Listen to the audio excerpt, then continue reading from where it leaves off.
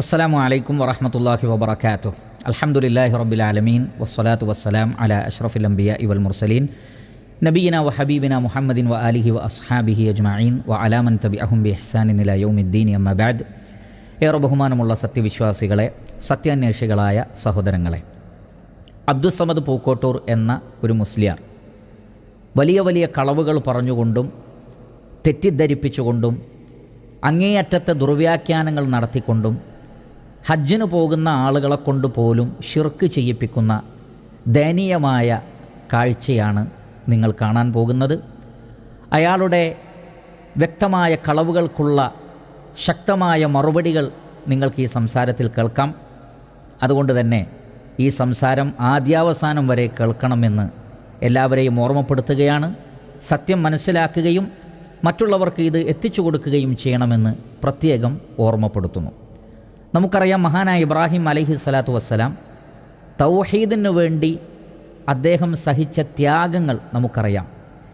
ഏകനായ അല്ലാഹു സുബ്ഹാനഹു വ തആലയെ മാത്രം ആരാധിക്കാൻ വേണ്ടി അദ്ദേഹം നിർമ്മിച്ച കഅബാലയത്തെ സംബന്ധിച്ച് നമുക്കറിയാം.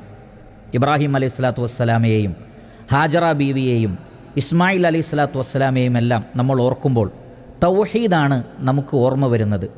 അതിനുവേണ്ടി അവർ സഹിച്ച ത്യാഗങ്ങളാണ് നമുക്ക് ഓർമ്മ വരുന്നത്.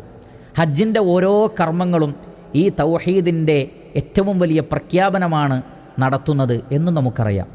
എന്നിട്ടും ആ ഹജ്ജിന് പോകുന്ന ആളുകൾക്ക് തൗഹീദ് പറഞ്ഞു കൊടുക്കേണ്ടതിന് പകരം അവരെ ഷിർക്കിലേക്ക് നയിക്കുന്ന ഏതൊരു കാര്യത്തിനു വേണ്ടിയാണോ ഇബ്രാഹിം അലൈഹിസ്സലാത്തു വസ്സലാം അടക്കമുള്ള സകല പ്രവാചകന്മാരും അധ്വാനിച്ചത്, അതേ കാര്യത്തിലേക്ക് ജനങ്ങളെ ക്ഷണിക്കുകയും മഹാന്മാരായ ആളുകളോട് വിളിച്ചു പ്രാർത്ഥിക്കുവാനും സഹായം തേടുവാനും ആ നിലക്ക് അള്ളാഹു അല്ലാത്തവരോട് പ്രാർത്ഥിക്കുക എന്നുള്ള ശുദ്ധമായ ഷിർക്കിൻ്റെ വാദങ്ങൾ, കളവുകൾ പറഞ്ഞുകൊണ്ട് തെറ്റിദ്ധരിപ്പിച്ചുകൊണ്ട് ആ ഏതൊരു തൗഹീദ് സ്ഥാപിക്കാൻ വേണ്ടിയാണോ ഹജ്ജിൻ്റെ ഓരോ കാര്യങ്ങളും നിശ്ചയിക്കപ്പെട്ടത് അതിലെ ഓരോ കർമ്മങ്ങളും ഉപയോഗപ്പെടുത്തിയിട്ട് ഷിർക്കിന് തെളിവാക്കുന്ന വളരെ സങ്കടകരമായ കാഴ്ചയാണ് അദ്ദേഹത്തിൻ്റെ സംസാരത്തിലുടനീളം നമുക്ക് കാണാൻ സാധിച്ചിട്ടുള്ളത്. അതിൻ്റെ ഓരോ ഭാഗങ്ങളും അതിനുള്ള മറുപടിയും നമുക്ക് കേൾക്കാം. അദ്ദേഹത്തിൻ്റെ സംസാരത്തിൻ്റെ തുടക്കഭാഗം നിങ്ങളൊന്ന് ശ്രദ്ധിക്കുക. പിന്നെ ഏറ്റവും കൂടുതൽ തെറ്റിദ്ധരിപ്പിക്കപ്പെടുന്ന ഒരു വിഷയമാണ്, എല്ലാ ആളുകളുടെ മനസ്സിലും പെട്ടെന്ന് ഓടിയെത്തുന്ന ഒരു കാര്യമാണ്, അള്ളാഹുവിനോട് നേരിട്ടങ്ങ് ചോദിച്ചാൽ പോരെ, എന്തിനാ പിന്നെ അതിന്റെ ഇടയ്ക്കൊരാളെ നിർത്തുന്നത്? നേരിട്ട് പടച്ചറപ്പിനോട് ചോദിക്കാൻ, അള്ളാഹുവിനോട് ചോദിക്കാൻ നമുക്ക് അവസരമുള്ളപ്പോൾ പിന്നെ ഔസുൽ അഅ്ലം അല്ലെങ്കിൽ മമ്പുറത്തെ തങ്ങള് ഇങ്ങനെയുള്ള മഹാന്മാരെ വലുതാക്കി വെച്ച് അവരെയും കൂടി കൂട്ടേണ്ട കാര്യം എന്താണ്? അള്ളാഹുവിന്റെ പരിശുദ്ധ ഖുർആൻ കൃത്യമായി പറഞ്ഞതാണ്, യാ അയ്യുഹല്ലദീന ആമനുത്തഖുല്ലാഹ വബ്തഗൂ ഇലൈഹിൽ വസീല. ജനങ്ങളെ, നിങ്ങൾ അള്ളാഹുവിന്റെ തഖ്വ ചെയ്ത് ജീവിക്കുകയും അള്ളാഹുവിലേക്ക് വസീല തേടുകയും വേണം. വസീല നോക്കൂ, നിങ്ങൾ ഏറ്റവും വലിയ തെറ്റിദ്ധാരണ ഇന്ന വിഷയത്തിലാണ് എന്ന് പറഞ്ഞുകൊണ്ട് അതിനേക്കാൾ വലിയ തെറ്റിദ്ധാരണ ജനങ്ങളുടെ ഹൃദയത്തിൽ ഇട്ടുകൊടുക്കുകയാണ് ഇദ്ദേഹം ചെയ്യുന്നത്. അള്ളാഹുവിനോട് നേരിട്ട് ചോദിച്ചുകൂടെ, എന്തിനാണ് ഇടയിൽ ഒരു ആളെ വെക്കുന്നത് എന്ന് പലരും ചോദിക്കുന്നു എന്നാണ്. അത് യഥാർത്ഥത്തിൽ തൗഹീദാണ് പ്രിയപ്പെട്ടവരെ. അള്ളാഹു സുബ്ഹാനഹു വ തആല പറഞ്ഞ കാര്യമാണ്, വഇദാ സഅലക ഇബാദി അന്നി ഫഇന്നി ഖരീബുൻ ഉജീബു ദഅവത്തദ് ദാഇ ഇദാ ദഅൻ. അള്ളാഹു സുബ്ഹാനഹു വ തആല പ്രവാചകനോട് പറയുകയാണ്, എൻ്റെ അടിമകൾ എന്നെ സംബന്ധിച്ച് ചോദിച്ചാൽ പറയണം, ഞാൻ അവരുടെ സമീപസ്ഥനാണ്. അതുകൊണ്ട് വിളിച്ചു പ്രാർത്ഥിക്കുന്നവർ എന്നെ വിളിച്ചു പ്രാർത്ഥിച്ചാൽ ഞാൻ അവർക്ക് ഉത്തരം നൽകും. അപ്പോൾ അള്ളാഹുവിനെ നേരിട്ട് വിളിക്കാനാണ് അള്ളാഹു സുബ്ഹാനഹു വ തആല പഠിപ്പിക്കുന്നത്. വഖാല റബ്ബുകും ഉദ്ഉനി അസ്തജിബ് ലക്കും. നിങ്ങളുടെ റബ്ബ് പറയുന്നു, നിങ്ങൾ എന്നോട് ദുആ ചെയ്യൂ, ഞാൻ നിങ്ങൾക്ക് ഉത്തരം നൽകാം. പരിശുദ്ധ ഖുർആനിലെ മുഴുവൻ പ്രാർത്ഥനകളും പ്രിയപ്പെട്ടവരെ നിങ്ങൾ പരിശോധിച്ചോളൂ. റബ്ബന എന്നോ റബ്ബി എന്നോ അല്ലാഹുമ്മ എന്നൊക്കെ പറഞ്ഞുകൊണ്ട് റഹ്മാനായ റബ്ബിനോട് നേർക്ക് നേരെയുള്ള പ്രാർത്ഥനയെ നമുക്ക് പരിശുദ്ധ ഖുർആനിൽ കാണാൻ സാധിക്കുന്നുള്ളൂ. അവിടെ ഒരു ഗൗസുൽ ആലമിനെയും ഇടയിൽ വെക്കുന്നില്ല, ഒരു മഹാനെയും ഇടയിൽ വെക്കുന്നില്ല, ഒരു നബിയെയും ഒരു മലക്കിനെയും ഒരു ജിന്നിനെയും ഒരു വലിയനെയും ഇടയിൽ വെക്കാതെ നേർക്ക് നേരെ റഹ്മാനായ റബ്ബിനോടുള്ള പ്രാർത്ഥനകളാണ്. മുഹമ്മദ് നബി സല്ലല്ലാഹു അലൈഹി വസല്ലമ എത്രയധികം പ്രാർത്ഥനകൾ നമുക്ക് പഠിപ്പിച്ചു തന്നിട്ടുണ്ട്. അതിലെവിടെയെങ്കിലും തന്നെ ഏതെങ്കിലും ഒരു മഹാനെ മുൻനിർത്തി, ഒരു ഗൗസുൽ ആലമിനെ മുൻനിർത്തി, ഒരു തങ്ങളെ, ഒരു വലിയനെ മുൻനിർത്തിക്കൊണ്ടുള്ള ഒരു പ്രാർത്ഥന നമുക്ക് കാണാൻ കഴിയില്ല. അപ്പോൾ നേർക്ക് നേരെ റബ്ബിനോടാണ് പ്രാർത്ഥിക്കേണ്ടത്. അതാണ് നാം ജനങ്ങളെ ആയത്തുകൾ ഓതി ഹദീസുകൾ ഓതി പഠിപ്പിക്കുന്നത്. എന്നിട്ട് ഇദ്ദേഹം പറയുന്നത് അതാണ് തെറ്റിദ്ധരിപ്പിക്കൽ. എന്നിട്ട് ഇടയാളന്മാരെ വെക്കാൻ തെളിവുണ്ട് എന്ന് പറഞ്ഞുകൊണ്ട് സൂറത്തുൽ മാഇദയിലെ 35-ാമത്തെ ആയത്തോതുകയാണ്, യാ അയ്യുഹല്ലദീന ആമനുത്തഖുല്ലാഹ വബ്തഗൂ ഇലൈഹിൽ വസീല. വിശ്വാസികളെ, നിങ്ങൾ അള്ളാഹുവിനെ ഭയപ്പെടുകയും അള്ളാഹുവിലേക്ക് വസീല തേടുകയും വേണം. അതിലൂടെ അയാൾ തെറ്റിദ്ധരിപ്പിക്കുവാൻ ശ്രമിക്കുന്നത് ഇവിടെ വസീല എന്ന് പറഞ്ഞാൽ അത് മമ്പുറം തങ്ങളാണ്, CM മടവൂരാണ്, മുഹിദ്ദീൻ ഷെയ്ഖാണ്, അതേപോലെയുള്ള ഗൗസുൽ ആലമുകളാണ്. ഇവരൊക്കെയാണ് അവരെ ഇടയാളന്മാരാക്കി വെച്ച്, അമ്പിയാക്കളെ ഇടയാളന്മാരാക്കി വെച്ച് അവരുടെ ഹക്ക് ജാഹ് ബർക്കത്ത് കൊണ്ടോ അല്ലെങ്കിൽ അവരോട് നേരിട്ടോ പ്രാർത്ഥിച്ചുകൊണ്ടാണ് അള്ളാഹുവിലേക്ക് എത്തേണ്ടത് എന്നും ഇയാൾ തെറ്റിദ്ധരിപ്പിക്കുകയാണ്. ഈ ആയത്ത് ഏറ്റവും ആദ്യം സ്വഹാബത്തിന് ഓതിക്കൊടുക്കുന്നത് നബി സല്ലല്ലാഹു അലൈഹി വസല്ലമയല്ലേ? ആ അള്ളാഹുവിൻ്റെ റസൂലിന് വസീല എന്ന് പറഞ്ഞാൽ അതിൻ്റെ അർത്ഥം എന്താണ് എന്നറിയാതെ പോയതാണോ? കാരണം നബി സല്ലല്ലാഹു അലൈഹി വസല്ലം ഒരിക്കൽ പോലും അമ്പിയാക്കളുടെയോ സ്വാലിഹീങ്ങളുടെയോ ഹക്ക് ജാഹ് ബറക്കത്തിനെ മുൻനിർത്തിക്കൊണ്ട് തേടിയിട്ടില്ല. അങ്ങനെ തേടാനുള്ള ഒരു ദുആ പോലും സ്വഹാബത്തിന് പഠിപ്പിച്ചു കൊടുത്തതായി സ്വഹീഹായ ഹദീസുകളിൽ നമുക്ക് കാണുക സാധ്യമല്ല. എന്നിട്ടും വസീല എന്നാൽ ഇതേപോലെ ഇടയാളന്മാരെ വെക്കലാണ് എന്ന് തെറ്റിദ്ധരിപ്പിക്കുകയാണ്. അതേപോലെ തന്നെ ഈ ആയത്ത് നബിയിൽ നിന്ന് ഓതിക്കേട്ട സ്വഹാബികൾ, ആ സ്വഹാബികൾ ഒരുപാട് കാലം ലോകത്ത് ജീവിച്ചിരുന്നിട്ടുണ്ടല്ലോ. അവരുടെ ഒരാളുടെയും പ്രാർത്ഥനയിൽ മഹാന്മാരോടുള്ള പ്രാർത്ഥന, നേർക്കുനേരെയുള്ള പ്രാർത്ഥന കാണാൻ കഴിയില്ല. മുഹമ്മദ് നബി സല്ലല്ലാഹു അലൈഹി വസല്ലമയോട് പോലുമുള്ള പ്രാർത്ഥന കാണാൻ കഴിയില്ല. അവരുടെ പ്രാർത്ഥനകളിൽ എവിടെയും തന്നെ ഹക്ക് ജാഹ് ബറക്കത്ത് കൊണ്ടുള്ള ഒരു തേട്ടം നമുക്ക് കാണാൻ കഴിയില്ല.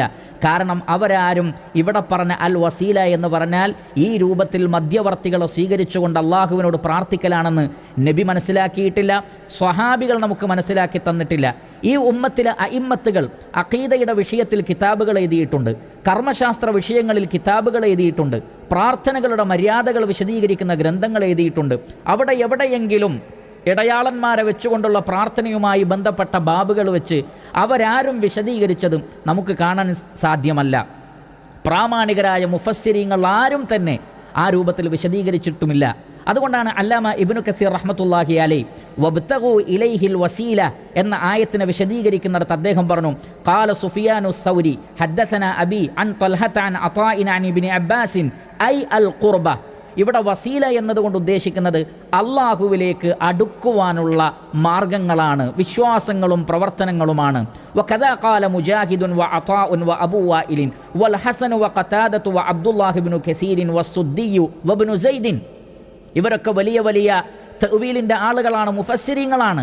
ഇവരൊക്കെ പറഞ്ഞിട്ടുള്ളത് അള്ളാഹുവിലേക്ക് അടുക്കുവാനുള്ള വഴികൾ തേടുക എന്ന് പറഞ്ഞാൽ അത് ഇബാദത്തുകളാണ്, ഖുർബാത്തുകളാണ്, അതല്ലാതെ മഹാന്മാരുടെ ഹക്ക് ജാഹ് ബറക്കത്തുകളല്ല, ഔലിയാക്കളോടും അമ്പിയാക്കളോടും പ്രാർത്ഥിക്കലല്ല.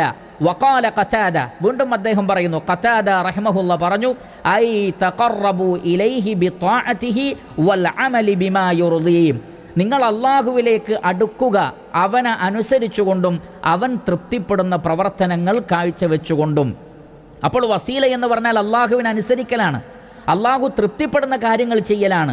ഒരിക്കലും ഷിർക്ക് അള്ളാഹു തൃപ്തിപ്പെടുകയില്ല, അള്ളാഹു അല്ലാത്തവരോടുള്ള പ്രാർത്ഥന അള്ളാഹു തൃപ്തിപ്പെടുകയില്ല, ബിദ്അത്തുകൾ അള്ളാഹു തൃപ്തിപ്പെടുകയില്ല. എന്നിരിക്കെ ഹക്ക് ജാഹ് ബറക്കത്ത് കൊണ്ട് തേടുക എന്നുള്ള ബിദ്അത്ത്, മഹാന്മാരോട് വിളിച്ചു പ്രാർത്ഥിക്കുക എന്നുള്ള ഷിർക്കിൻ്റെ പ്രവർത്തനം, അത് അള്ളാഹു എങ്ങനെ തൃപ്തിപ്പെടും? അതുകൊണ്ട് അള്ളാഹുവിൽ നിന്ന് അകറ്റുന്ന കാര്യമാണ് ഇവർ ജനങ്ങൾക്ക് പറഞ്ഞു കൊടുക്കുന്നത്. മറിച്ച് വസീല എന്ന് പറഞ്ഞാൽ അള്ളാഹുവിലേക്ക് അടുപ്പിക്കുന്ന കാര്യങ്ങളാണ്. അത് തൗഹീദും സൽപ്രവർത്തനങ്ങളും സുന്നത്തനുസരിച്ചുള്ള ജീവിതവുമാകുന്നു. ശേഷം അദ്ദേഹം പറയുന്നു, വഹാദല്ലദീ ഖാലഹു ഹൗലാഇൽ അഇമ്മത്തു ലാ ഖിലാഫ ബൈനൽ മുഫസ്സിരീന ഫീ. ഈ അഇമ്മത്തുകളൊക്കെ പറഞ്ഞതിൽ മുഫസ്സിരീങ്ങൾക്കിടയിൽ അഭിപ്രായ വ്യത്യാസമില്ല, എല്ലാവരും അഭിപ്രായ ഐക്യത്തിലായിട്ടുണ്ട്. വസീല എന്ന് പറഞ്ഞാൽ സത്യവിശ്വാസമാണ്, സൽക്കർമ്മമാണ്, സുന്നത്തുകൾ അനുസരിച്ചുള്ള ജീവിതമാണ്, അതല്ലാതെ മഹാന്മാരോടുള്ള തേട്ടമല്ല, അവരെ വസീലയാക്കിക്കൊണ്ടുള്ള പ്രാർത്ഥനയുമല്ല. അപ്പോൾ വ്യക്തമായ ദുർവ്യാഖ്യാനം നടത്തി ശുദ്ധമായ കളവ് പറഞ്ഞ് അള്ളാഹുവിൽ നിന്ന് അകറ്റുന്ന കാര്യമാണ് ഈ വ്യക്തി ജനങ്ങൾക്ക് പറഞ്ഞു കൊടുക്കുന്നത്. എന്തൊരു വിരോധാഭാസമാണ് എന്ന് നോക്കൂ. ഇല്ലായിരുന്നെങ്കിൽ ഈ ആയത്ത് ഓതിത്തന്ന റസൂലോ സ്വഹാബികളോ താബിയങ്ങളോ തബഉത്താബിയങ്ങളോ അഇമ്മത്തുകളോ നമുക്കതിൽ മാതൃക കാണിക്കണ്ടേ? അവരാരും മാതൃക കാണിക്കാത്ത ഈ പുത്തനാചാരം, ഈ പുത്തൻ ബിദ്അത്ത്, ഈ ഷിർക്കിൻ്റെ ആദർശം, ഇതൊക്കെയാണ് ഇയാൾ തെറ്റിദ്ധരിപ്പിച്ചുകൊണ്ട് കളവുകൾ പറഞ്ഞുകൊണ്ട് ജനങ്ങളെ ഷിർക്ക് ചെയ്യാൻ പ്രേരിപ്പിച്ചുകൊണ്ട് സംസാരിക്കുന്നത്. ഇനി അദ്ദേഹത്തിൻ്റെ സംസാരത്തിൻ്റെ തുടർന്നുള്ള ഭാഗം ശ്രദ്ധിക്കുക. ഞാൻ വളരെ പെട്ടെന്ന് മനസ്സിലാകുന്ന ഉദാഹരണം സാധാരണക്കാർക്ക് വേണ്ടി പറയാം. അവർക്ക് കിതാബിനെക്കാളും പ്രായോഗികതയാണ് തിരിയുക, നക്കലിനെക്കാളും അക്കലാണ് തിരിയുക. നക്കലിയായ ദലീലിനെക്കാളും അക്കലിയായ ദലീൽ. നോക്കൂ, ഇയാൾ പറയുന്നത് സാധാരണക്കാർക്ക് വേണ്ടി എന്ന് പറഞ്ഞുകൊണ്ട് അദ്ദേഹം പറയാണ്, ഞാൻ നഖ്ലിയായ എന്ന് പറഞ്ഞാൽ പ്രമാണമല്ല ഉദ്ധരിക്കാൻ പോകുന്നത്, അഖ്ലിയായ ദലീൽ പറയാം, ബുദ്ധിപരമായി സമർത്ഥിക്കാമെന്നാണ്. കാരണം പ്രമാണം അതിൽ ഉദ്ധരിക്കാൻ കഴിയില്ല എന്ന് അയാൾക്ക് തന്നെ അറിയാം. അള്ളാഹു സുബ്ഹാനഹു വതആല പറഞ്ഞ കാര്യമാണത്. അള്ളാഹു അല്ലാത്തവരോട് വിളിച്ചു പ്രാർത്ഥിക്കുന്ന ആളുകൾക്ക് ലാ ബുർഹാന ലഹു ബിഹി, അവർക്ക് യാതൊരു തെളിവുമില്ല എന്ന് അള്ളാഹു സുബ്ഹാനഹു വതആല പറയുന്നു. ഈതൂനി ബി കിതാബിൻ മിൻ ഖബ്ലി ഹാദാ ഔ അസാറത്തിൻ മിൻ ഇൽമിൻ, അള്ളാഹു അല്ലാത്തവരോട് പ്രാർത്ഥിക്കാമെന്ന് വാദിക്കുന്നവരെ ഇതിനു മുമ്പുള്ള ഏതെങ്കിലും ഒരു വേദഗ്രന്ഥമോ അറിവിൻ്റെ ഏതെങ്കിലും ഒരു തുണ്ടോ നിങ്ങൾ കൊണ്ടുവരുമെന്നാണ്. എന്ന് പറഞ്ഞാൽ ഒരു പ്രമാണവും അരപ്രമാണം പോലും അള്ളാഹു അല്ലാത്തവരോട് വിളിച്ചു പ്രാർത്ഥിക്കാനില്ല എന്ന് അള്ളാഹു സുബ്ഹാനഹു വതആല വ്യക്തമാക്കിയതാണ്. അത് ഇയാൾക്കും അറിയാം. അതുകൊണ്ടാണ് പറയുന്നത് നഖ്ലിയായ പ്രമാണങ്ങൾ അവിടെ നിൽക്കട്ടെ, എന്നിട്ട് ഞാൻ അഖ്ല് കൊണ്ട് സ്ഥാപിക്കാം, ബുദ്ധി കൊണ്ട് സ്ഥാപിക്കാമെന്ന്. ബുദ്ധി കൊണ്ട് സ്ഥാപിക്കേണ്ടതാണോ ഇസ്ലാമിലെ വിശ്വാസകാര്യങ്ങൾ? ബുദ്ധി കൊണ്ട് സ്ഥാപിക്കേണ്ടതാണോ ഇസ്ലാമിലെ കർമ്മകാര്യങ്ങൾ? അങ്ങനെ ഓരോരുത്തരും ബുദ്ധി കൊണ്ട് സമർത്ഥിക്കുകയാണെങ്കിൽ എന്തെല്ലാം വിശ്വാസങ്ങളും ആചാരങ്ങളും ഈ മതത്തിലുണ്ടാകും. എന്നിട്ട് ബുദ്ധി കൊണ്ട് അയാൾ സമർത്ഥിക്കുകയാണ്.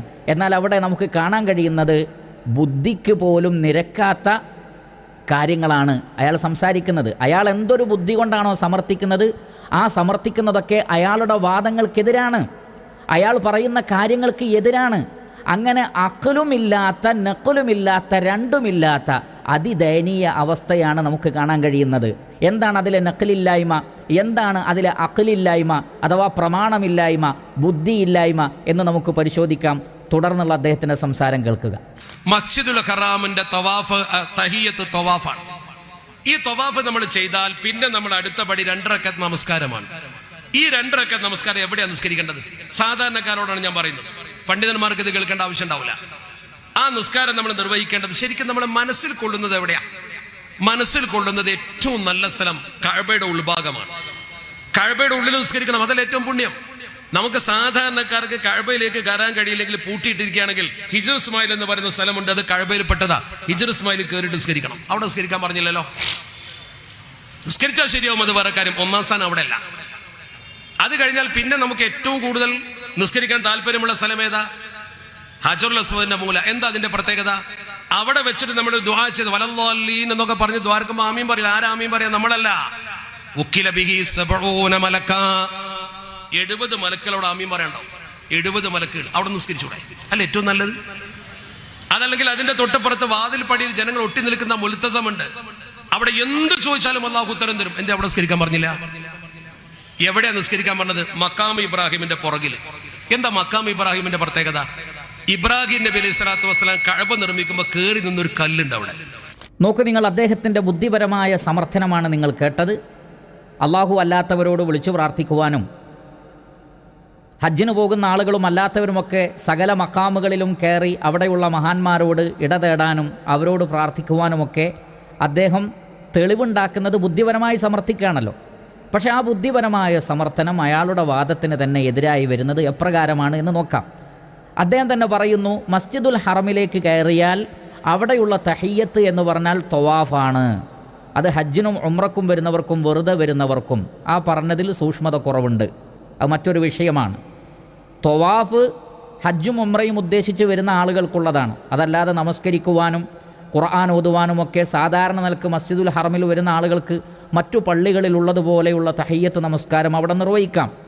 തവാഫാണ് ചെയ്യുന്നതെങ്കിൽ അവർ തഹിയ്യത്ത് നമസ്കരിക്കണ്ട എന്നേ ഉള്ളൂ. അതല്ലാതെ മസ്ജിദുൽ ഹറമിൽ തഹിയ്യത്ത് നമസ്കാരമേ ഇല്ല എന്നുള്ളത് തെറ്റിദ്ധാരണയാണ്. അതെന്തോ ആകട്ടെ. എന്നിട്ട് പറയുന്നു, ഈ തവാഫ് കഴിഞ്ഞതിന് ശേഷം 2 റക്അത്ത് നമസ്കരിക്കാൻ പറഞ്ഞത് മഖാമു ഇബ്രാഹിമിൻ്റെ പിറകിൽ വെച്ചാണ്. എന്നാൽ നമ്മുടെ മനസ്സിൽ കൊള്ളുന്നത് ഒന്നുകിൽ മുൽത്തസമിൻ്റെ ഭാഗത്ത് വെച്ച്, അതല്ലെങ്കിൽ കഅബയുടെ ഉള്ളിൽ വെച്ച് നമസ്കരിക്കാനല്ലേ, അല്ലെങ്കിൽ ഹിജ്റിൽ വെച്ച് നമസ്കരിക്കാം, അല്ലെങ്കിൽ ഹജറുൽ അസ്വദിൻ്റെ അടുത്ത് വെച്ച് നമസ്കരിക്കാം. അവിടെയൊന്നും നമസ്കരിക്കാൻ പറഞ്ഞിട്ടില്ല. മഖാം ഇബ്രാഹിമിൻ്റെ പിറകിലാണ്. നമ്മുടെ മനസ്സിൽ കൊള്ളുന്നിടത്തല്ല നമസ്കരിക്കാൻ വേണ്ടി പറഞ്ഞത്. ഇത് തന്നെയാണ് ഏറ്റവും വലിയ തെളിവ്. നമ്മുടെ മനസ്സിൽ കൊള്ളുന്നതോ നമ്മുടെ മനസ്സിലെ വികാരങ്ങളോ നമ്മുടെ മനസ്സിലെ ഇഷ്ടങ്ങളോ അല്ല, അള്ളാഹു എന്താണോ പറയുന്നത് അതാണ് ചെയ്യേണ്ടത്. അത് അദ്ദേഹം തന്നെ നമുക്ക് തെളിവായി പറഞ്ഞു തരികയാണ്. ബുദ്ധി കൊണ്ടുള്ള സമർത്ഥനം അദ്ദേഹത്തിന് തന്നെ എതിരാണ്. കാരണം നമ്മുടെ മനസ്സിൽ കൊള്ളുന്നിടത്താണെങ്കിൽ കഅബത്തിന്റെ ഉള്ളിൽ പോയി നമസ്കരിക്കണം. അതിനാണോ തവാഫ് കഴിഞ്ഞാൽ പ്രാധാന്യം? ഹിജ്റിൽ പോയി നമസ്കരിക്കുന്നതിനാണോ പ്രാധാന്യം? ഹജറുൽ അസ്വദിൻ്റെ അടുക്കൽ പോയി നമസ്കരിക്കുന്നതിനാണോ പ്രാധാന്യം? അല്ല. നമ്മുടെ മനസ്സ് ആഗ്രഹിച്ചാലും അള്ളാഹുവും റസൂലും പഠിപ്പിച്ചതേ ചെയ്യാൻ പാടുള്ളൂ, അതിനപ്പുറത്ത് പോകാൻ പാടില്ല. അപ്പോൾ ഹജറുൽ അസ്വദിൻ്റെ അടുത്ത് വെച്ച് പോലും ആ നമസ്കാരം പാടില്ല എന്ന് പറയുന്ന അതേ ആള് യഥാർത്ഥത്തിൽ തെളിവാക്കുന്നത് എന്തിനാണ്? ഹറമിൽ പോലും പെടാത്ത ഏതോ നാടുകളിലുള്ള ഖബറിൻ്റെ അടുക്കലും മക്കാമിലും പോണമെന്ന് പറയാനാണ് തെളിവാക്കുന്നത്. പക്ഷേ ആ തെളിവ് അദ്ദേഹത്തിനെതിരാണ്. നമ്മുടെ മനസ്സിലെ ഇഷ്ടമനുസരിച്ച് ഹജറുൽ അസ്വദിൻ്റെ അടുക്കൽ വെച്ച് പോലുമല്ല നമസ്കാരം നിർവഹിക്കേണ്ടത്, അള്ളാഹും റസൂലും പറഞ്ഞ മക്കാം ഇബ്രാഹിമിൻ്റെ പിറകിലാണ് എന്ന് പറഞ്ഞാൽ അദ്ദേഹം സമ്മതിക്കുകയാണ് റഹ്മാനായ റബ്ബ് പറഞ്ഞിടത്താണ് ഇബാദത്തുകൾ ചെയ്യേണ്ടത്, നമ്മുടെ മനസ്സുകളിൽ തോന്നുന്നിടത്തല്ല. അപ്പോൾ പിന്നെ എങ്ങനെയാണ് ജാറങ്ങൾ മുഴുവൻ കയറിയിറങ്ങാൻ, ഹജ്ജിന് പോകുമ്പോഴും ഹജ്ജ് കഴിഞ്ഞ് തിരിച്ചു വരുമ്പോഴും സകല മഖാമുകളും സന്ദർശിക്കുവാൻ പറയാൻ എങ്ങനെ സാധിക്കുന്നു? ഹറമിൽ പോലും നമുക്ക് ഇഷ്ടപ്പെട്ട സ്ഥലം തിരഞ്ഞെടുക്കാൻ പാടില്ലെങ്കിൽ പിന്നെ ഹറമിന് പുറത്താണോ പിന്നെ അത് തിരഞ്ഞെടുക്കാൻ നമുക്ക് സ്വാതന്ത്ര്യമുള്ളത്? അപ്പോൾ അദ്ദേഹത്തിൻ്റെ ബുദ്ധി അദ്ദേഹത്തെ തന്നെ തിരിഞ്ഞു കൊത്തിയിരിക്കുന്നു എന്നാണ് നമുക്ക് പറയാനുള്ളത്.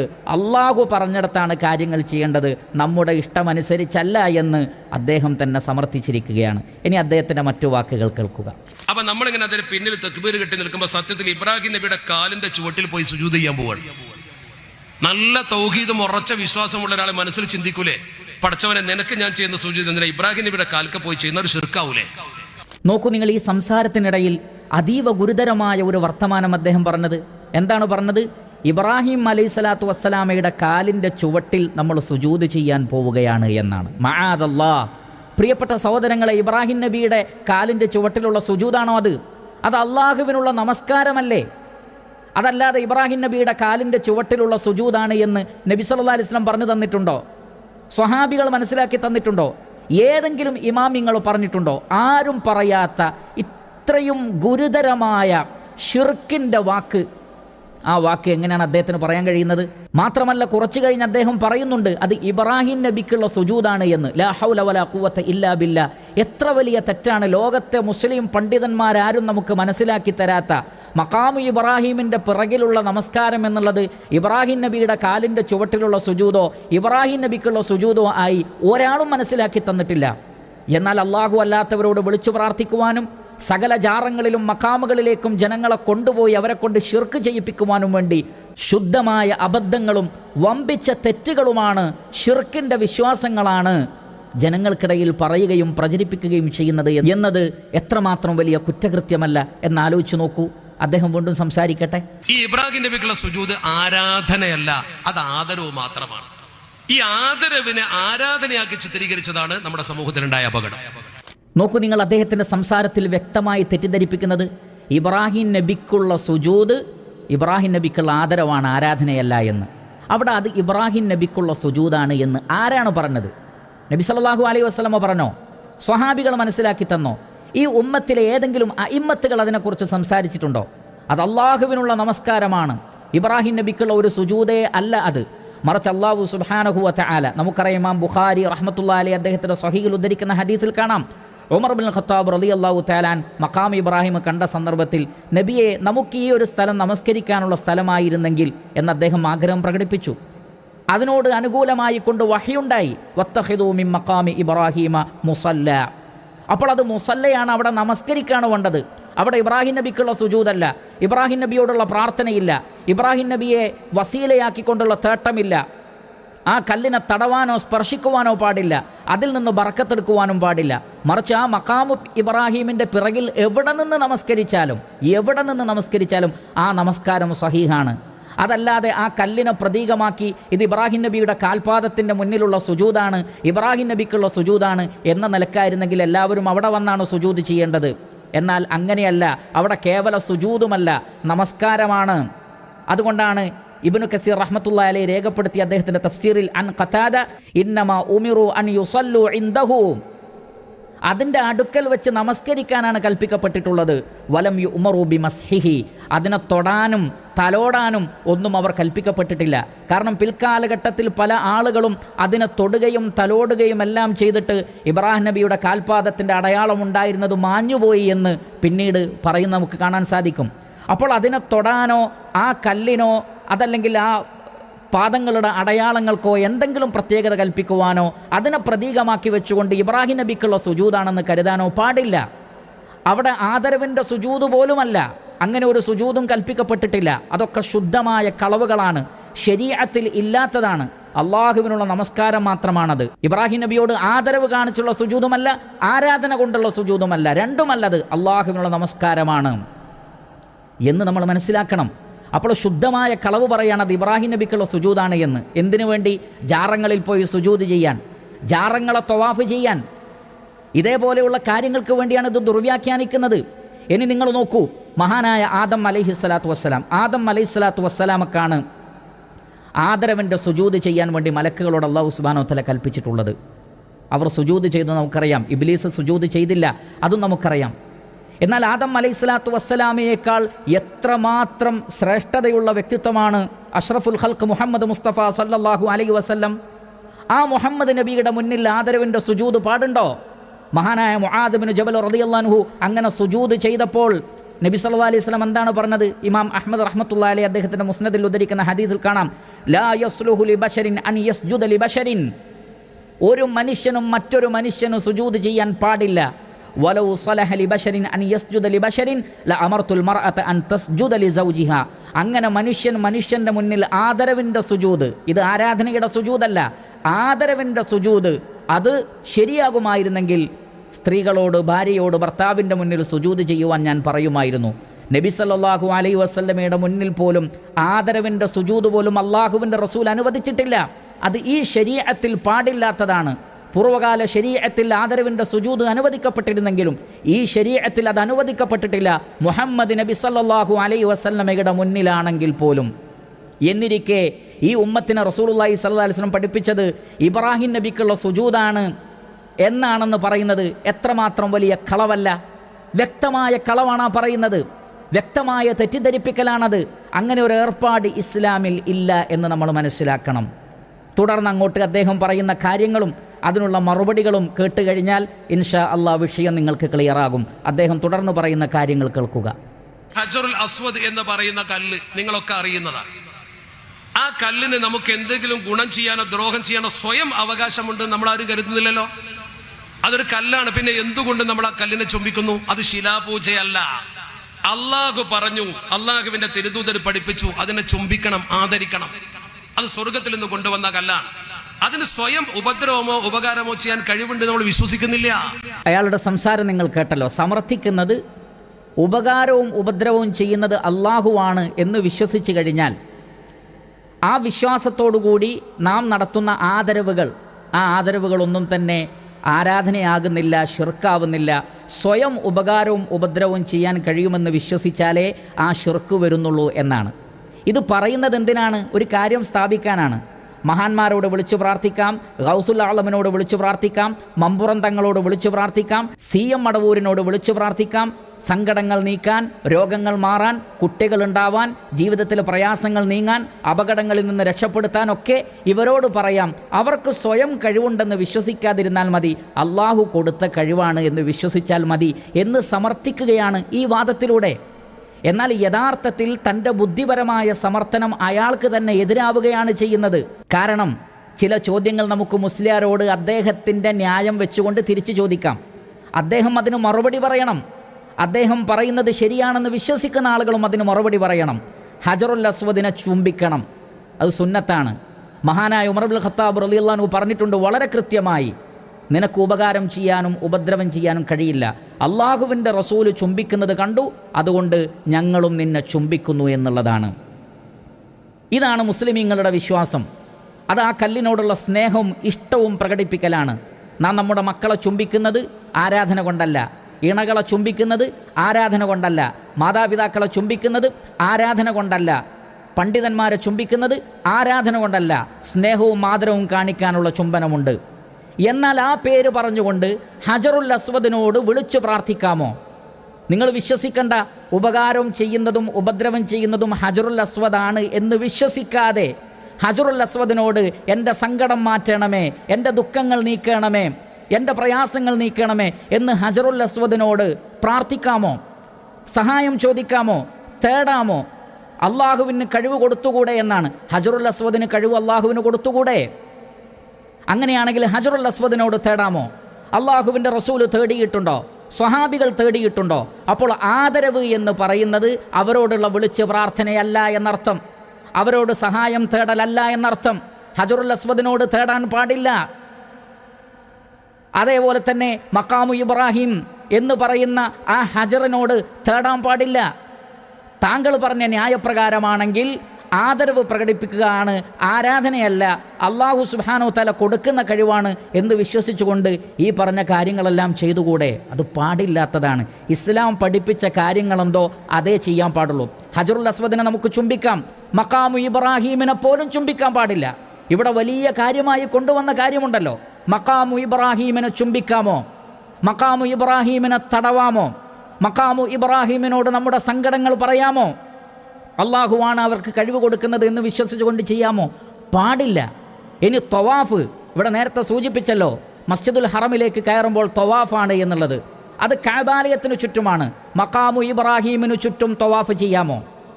നമ്മുടെ ആഗ്രഹപ്രകാരവും നമ്മുടെ ഇഷ്ടപ്രകാരവും നമുക്ക് ആദരവ് തോന്നുന്ന രൂപത്തിൽ ഓരോ കർമ്മങ്ങളും ഉണ്ടാക്കാമെങ്കിൽ മഖാമു ഇബ്രാഹീമിനു ചുറ്റും തവാഫ് അനുവദനീയമാണോ? നിങ്ങളുടെ ഫിഖ്ഹി പണ്ഡിതന്മാർ എന്താണ് നിങ്ങൾക്ക് പറഞ്ഞു തന്നിട്ടുള്ളത്? അത് അനുവദനീയമാണോ? മഖാമു ഇബ്രാഹീമിൻ്റെ ചുറ്റിലും പോലും തവാഫ് പാടില്ലെങ്കിൽ പിന്നെ ജാറങ്ങൾക്ക് ചുറ്റിലും നിങ്ങളുടെ ആളുകൾ തവാഫ് ചെയ്യുന്നുണ്ട്, അവിടെ സുജൂദ് ചെയ്യുന്നുണ്ട്, അവിടെ പോയി കേണപേക്ഷിച്ചുകൊണ്ട് മരണപ്പെട്ടു പോയ ആളുകളോട് പ്രാർത്ഥിക്കുന്നുണ്ട്.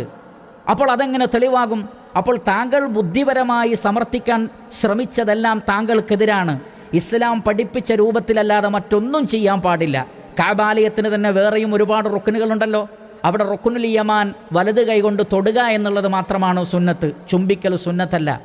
എല്ലാ റുക്നുകളിലും ചുംബിക്കാൻ പാടുണ്ടോ? നമുക്കിഷ്ടമുണ്ട് എന്ന് കരുതി പാടില്ലാത്തതാണ്. റസൂലുള്ളാഹി സ്വല്ലല്ലാഹു അലൈഹി വസല്ലമ പഠിപ്പിച്ചതെന്തോ അള്ളാഹു കൽപ്പിച്ചതെന്തോ അത് ചെയ്യുക എന്നുള്ളതാണ് നമ്മുടെ ധർമ്മം. അപ്പോൾ അഖലും നഖലും അവർക്കെതിരാണ് എന്ന് പ്രിയപ്പെട്ട സഹോദരങ്ങളെ മനസ്സിലാക്കുക. അതുകൊണ്ട് തന്നെ ശുദ്ധമായ കളവ് പറഞ്ഞുകൊണ്ടല്ലാതെ അവർക്കിതൊന്നും സ്ഥാപിക്കുക സാധ്യമല്ല. അദ്ദേഹം പറയുന്ന സംസാരത്തിൽ അവസാന ഭാഗത്ത് പറയുന്ന വ്യക്തമായ മറ്റൊരു കളവ് കൂടി കേട്ടിട്ട് നമുക്ക് ഈ സംസാരം അവസാനിപ്പിക്കാം. അദ്ദേഹത്തിൻ്റെ സംസാരം കേൾക്കുക. ഇമാം അബൂ ഹനീഫ റഹ്മത്തുള്ളാഹി അലൈഹി തങ്ങൾ ലോക പ്രശസ്ത പണ്ഡിതൻ. അതിനേക്കാൾ വലിയൊരു പണ്ഡിതൻ നമ്മുടെ സമൂഹത്തിൽ ആരാ ഉദ്ധരിക്കാൻ? അഷ്റഫുൽ ഖൽഖ് സ്വല്ലല്ലാഹു അലൈഹി വസല്ലമ തങ്ങളുടെ റൗദ ഷരീഫിന്റെ മുമ്പിൽ നിന്നിട്ട് വളരെ കൃത്യമായി അഷ്റഫുൽ ഖൽഖിനെ കൊണ്ട് തവസ്സുൽ ചെയ്തല്ലോ. നോക്കൂ നിങ്ങൾ, വളരെ കൃത്യമായി ഇമാം അബൂ ഹനീഫ റഹ്മത്തുള്ളാഹി അലൈഹി റൗള ഷരീഫിൽ കയറിയിട്ട് തവസ്സുൽ ചെയ്തല്ലോ. പറയുന്നത് കേട്ടാൽ വിചാരിക്കും ഒന്നുകിൽ ഖുർആനിൽ പറഞ്ഞതാണ്, അല്ലെങ്കിൽ ഹദീസുകളിൽ വന്നതാണ്, അല്ലെങ്കിൽ കുറ്റമറ്റ സനദോടുകൂടിയുള്ളതാണ് എന്ന്. പച്ചക്കളവാണ്. അദ്ദേഹം മഹാനായ ഇമാമാണ്, പണ്ഡിതനാണ് എന്ന് പറയുക, എന്നിട്ട് ആ പണ്ഡിതൻ്റെ പേരിൽ യാതൊരു മനസ്സാക്ഷിക്കുത്തുമില്ലാതെ അദ്ദേഹത്തിൻ്റെ അഖീദക്ക് വിരുദ്ധമായ കാര്യം അദ്ദേഹം ചെയ്തു എന്ന് പറയുകയാണ് ചെയ്യുന്നത്. ഈ മുസ്ലിയാരടക്കമുള്ള ആളുകളോട് നമുക്ക് ചോദിക്കാനുള്ളത്, എവിടെയാണ് അതിൻ്റെ ദലീൽ? ഇമാം അബൂ ഹനീഫ റഹ്മത്തുള്ളാഹി അലൈഹി റൗള ഷരീഫിൽ പോയി നിങ്ങളിപ്പോൾ പറഞ്ഞ ഖസീദത്തു അബീ ഹനീഫ എന്ന് പറഞ്ഞുകൊണ്ട് പ്രചരിപ്പിക്കപ്പെടുന്ന ആ ഖസീദയും ആ പറഞ്ഞ വാക്കുകളും ഇമാം അബൂ ഹനീഫ റഹ്മത്തുള്ളാഹി അലൈഹി പറഞ്ഞത് കുറ്റമറ്റ സനദോടുകൂടി സ്ഥാപിക്കുവാൻ സാധിക്കുമോ? ഏതെങ്കിലും കിതാബിൽ നിന്ന് സനദില്ലാത്തത് ഉദ്ധരിക്കുകയല്ല വേണ്ടത്. വ്യക്തമായി ഇമാം അബൂ ഹനീഫ റഹ്മത്തുള്ളാഹി അലൈഹി അങ്ങനെ പാടിയിട്ടുണ്ട് എന്ന് ഒരു ഖബർ സ്ഥിരപ്പെടാൻ, ഒരു ഖബർ സ്വീകാര്യയോഗ്യമായി തീരാൻ പണ്ഡിതന്മാർ നിശ്ചയിച്ച വ്യവസ്ഥ പ്രകാരം, ആ വ്യവസ്ഥ പ്രകാരം ഇമാം അബൂ ഹനീഫ റഹ്മത്തുള്ളാഹി അലൈഹി അങ്ങനെ പാടിയതായി, അങ്ങനെ ചെയ്തതായി തെളിയിക്കുക സാധ്യമല്ല. കളവാണത്. ശുദ്ധമായ കളവുകൾ പറഞ്ഞുകൊണ്ടല്ലാതെ, ഈ നിലക്ക് ബുദ്ധി കൊണ്ട് സാധാരണക്കാരെ തെറ്റിദ്ധരിപ്പിച്ചുകൊണ്ടുമൊക്കെ അല്ലാതെ ഈ ശിർക്കൻ പ്രവർത്തനങ്ങളെ, ഈ ബിദ്അത്തിന്റെ പ്രവർത്തനങ്ങളെ ന്യായീകരിക്കുവാൻ നിങ്ങൾക്ക് സാധ്യമല്ല. ഹജ്ജ് കർമ്മത്തിന് പോകുന്ന ആളുകളെ കൊണ്ടുപോലും സകല മഖാമുകളിലും കയറി ഇറങ്ങാൻ പ്രേരിപ്പിക്കുന്ന, ഹജ്ജ് കഴിഞ്ഞ് തിരിച്ചു വന്നാലും ജാറങ്ങളിലേക്ക് പോകാൻ പ്രേരിപ്പിക്കുന്ന ഇത്തരത്തിലുള്ള ഷിർക്കിൻ്റെ ആദർശത്തിലേക്ക് ക്ഷണിക്കുന്ന ആളുകളെ കരുതിയിരിക്കുക. നിങ്ങളുടെ ഹജ്ജ് ഫസാദാക്കരുത്, നിങ്ങളുടെ പണം ഫസാദാക്കരുത്, നിങ്ങളുടെ ഈമാൻ, നിങ്ങളുടെ തൗഹീദ് ഫസാദാക്കരുത് എന്ന് വിനയത്തോടുകൂടി ആവശ്യപ്പെടുന്നു. അല്ലാഹു സുബ്ഹാനഹു വ തആല സത്യം സത്യമായി മനസ്സിലാക്കുവാനും ഉൾക്കൊള്ളുവാനുമുള്ള തൗഫീഖ് നമുക്ക് പ്രദാനം ചെയ്യട്ടെ. വസല്ലല്ലാഹു വസല്ലമ അലാ ഖൈരി ഖൽഖിഹി മുഹമ്മദി വ ആലിഹി വ സ്വഹ്ബിഹി അജ്മഈൻ വൽഹംദുലില്ലാഹി റബ്ബിൽ ആലമീൻ.